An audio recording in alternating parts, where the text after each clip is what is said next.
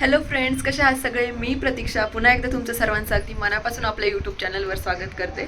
तर आज आहे वटपौर्णिमा आणि आज तीच तयारी चालू आहे. तर मी कालचा ब्लॉग शेअर केला होता, त्याच्यामध्ये मी पूर्ण तयारीसाठी काय काय शॉपिंग वगैरे केलेली आहे ते मी सगळं सांगितलं होतं. तर अजून तुम्ही बघितला नसेल तर चॅनलवर जाऊन तुम्ही ब्लॉग बघू शकता. आणि आज तर हीच तयारी राहणार, पूर्ण नैवेद्यासाठी काय काय करणार किंवा अजून सगळ्या गोष्टी. आता ह्या घरामध्ये आमचं संभाजीनगरमध्ये जे आम्ही नवीन घर घेतलं तर त्याच्यामध्ये हा फर्स्ट सण आहे आमचा. तर मग मला छान सेलिब्रेट करायचा होता, पण मग एकटी असल्यामुळं मग सगळी तयारी एकटीला करायची आहे. तर म्हणलं मग कसं कसं करते हे तुमच्यासोबत सुद्धा शेअर करूया. तर व्हिडिओ शेवटपर्यंत बघा, शेवटपर्यंत कनेक्टेड राहा. तर सगळीच तयारी सकाळपासूनच चालू झाली होती. लवकर लवकर सगळं आवरून घेतलं. आणि आता स्टार्टिंगला मला सगळ्यात पहिले तर नैवेद्याची तयारी करायची होती. नैवेद्यासाठी पापड वगैरे सगळं तळून ठेवलं आणि रस करून घेतला. कारण रसाचा नैवेद्य असतो घरच्या देवांसाठी किंवा मग तुळशी महादेव, परत वडासाठी सुद्धा आणि घरच्या देवांसाठी सुद्धा नैवेद्य बनवायचा होता. तर पापड, कुरडई, भज्जे, रस असा सगळा नैवेद्य रेडी केला होता मी. आणि मग एक एक सगळे नैवेद्य भरून ठेवले आणि वेगवेगळ्या द्रोणमध्ये ठेवून दिले, म्हणजे की सगळं रेडी झाल्याच्या नंतर मग नैवेद्य ठेवता जाईल. त्यामुळं मग नैवेद्याची सगळी तयारी करून घेतली होती. अशा प्रकारे सगळे नैवेद्य भरले होते मी. कुणी कुणी पुरणपोळीचं सुद्धा करतं किंवा कुणी कुणी रसाचं सुद्धा करतं. असं नैवेद्य सगळं भरून ठेवल्याच्या नंतर आता तयारी होती पंचामृत बनवण्यासाठी. तर मग दही, दूध, तूप, मध हे सगळं पंचामृत बनवून घेतलं मी एकदा. आणि आता तिकडं नेण्यासाठी ताट रेडी करायचं होतं. तर लेडीजच्या ओटी भरण्यासाठी तयारी केली होती. पण मग मला माहिती नव्हतं जवळ इथं कुठं कुठं वड आहे म्हणून. तर मग थोडं थोडं सगळं घेतलं होतं. म्हणलं मग गाडीवर जायला पण थोडं इझी जाईल.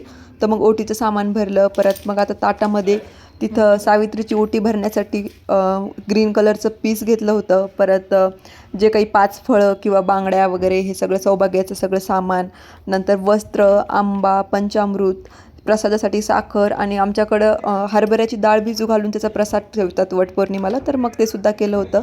परत तांदूळ, हळदी कुंकू, परत फुलवाती तुपामध्ये, अजून दोरा मेन म्हणजे तिथं फेऱ्या मारण्यासाठी, अगरबत्ती, फुलं आणि गहू घेतले होते ओटी भरण्यासाठी लेडीजच्या.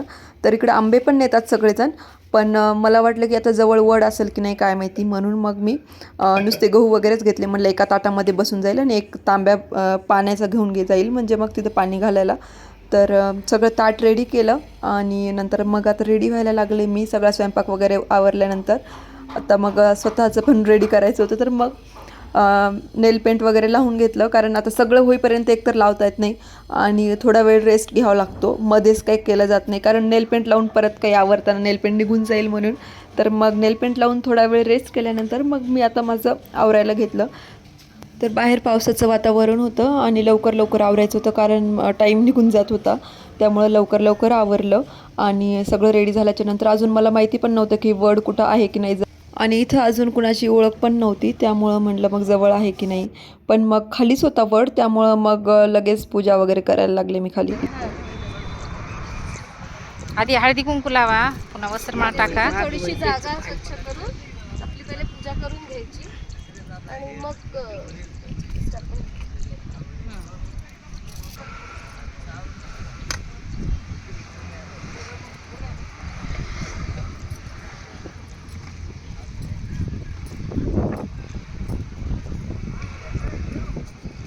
ते छान आहे दिव्याचं तुमचं, पोळत नाही पाहिजे.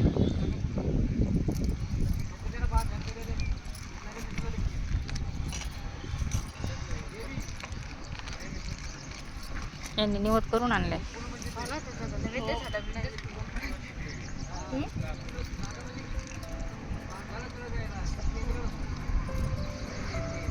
एक तर नाही तर काही माहितीच नाहीये कुठं काय काय आहे काय.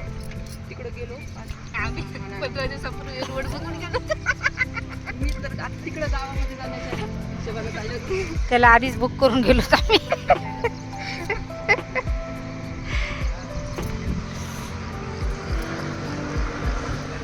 फेरच नाही मारता येणार. लांबून लांबून मारा.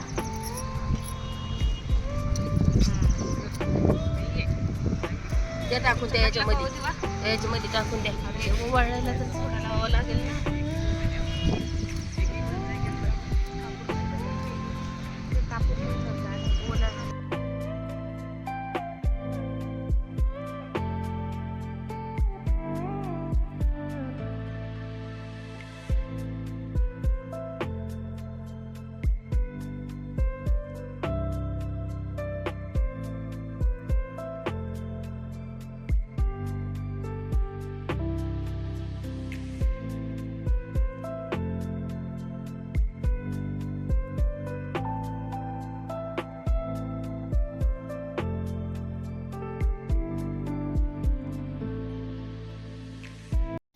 पहिले मला असं वाटलं होतं की जवळ वड आहे की नाही आणि अजून कुणाशी ओळख पण नव्हती, तर कसं करणार काय, कारण पहिला सण होता इथं. पण मग तिथं आम्ही एका ठिकाणी विचारलं तर ते म्हणे जवळच आहे आणि तिथं लेडीज बसलेल्या आहेत. तर मग मला इझी केलं सगळ्यांना, म्हणजे तिथं ओळख पण झाली अजून बऱ्याच जणींशी. आणि पुन्हा मग वडाला पाणी वगैरे घालून नंतर आता फेऱ्या मारायचं बाकी होतं. तर सगळं पूजा वगैरे झाल्याच्या नंतर आता मेन पार्ट म्हणजे वडाला दोरा गुंडाळायचा होता, 7 राऊंड मारायचे होते.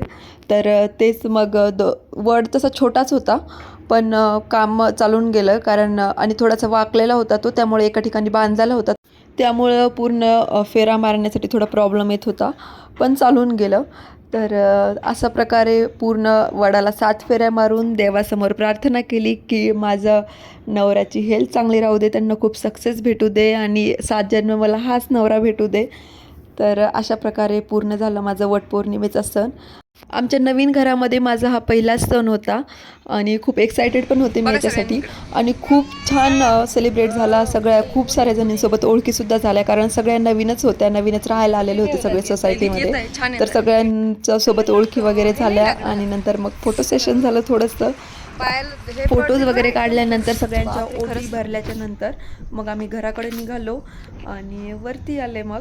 आणि आता आल्याच्या नंतर जे काही नैवेद्य वगैरे भरून ठेवलेले होते, तर वडाच्या तिकडून आल्याच्या नंतर घरी पण महादेवाला, नंदीला, तुळशीला, सगळ्या देवांना नैवेद्य वगैरे ठेवले. आणि कारण जेवण वगैरे पण बाकी होतं, ते त्यांनीसुद्धा उपवास धरलेला होता. मी तसं उपवास पूर्ण दिवसाचं धरत नाही आमच्याकडं, तर मग जोपर्यंत पूजा वगैरे होत नाही तोपर्यंतच. तर त्यांनीसुद्धा उपवास धरलेला होता माझ्यासोबतच. तर मग जेवण वगैरे करायच्या अगोदर थोडंसं फोटो सेशन झालं, छान आलं.